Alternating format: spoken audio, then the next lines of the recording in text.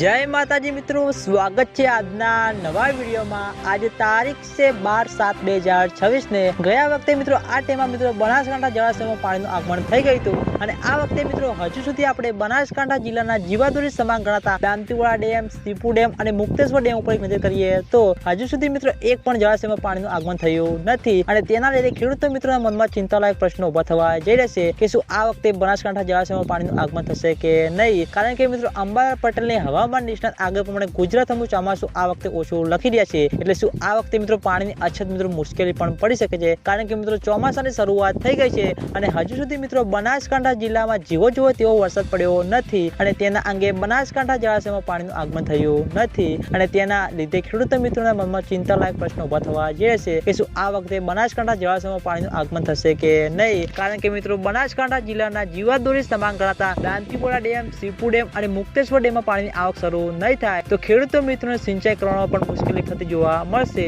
એટલે ખેડૂતો મિત્રોની આશા છે કે જેમ બને તેમ ઝડપી મિત્રો બનાસકાંઠા જળાશયમાં પાણીનું આગમન થાય અને બનાસકાંઠા જળાશયોમાં ભરાતા થાય અને સારા એવા ભરાય અને તેના લીધે મિત્રો ભરાશે તો ખેડૂતો મિત્રોને પૂરતા પ્રમાણમાં પાણી મળી રહેશે।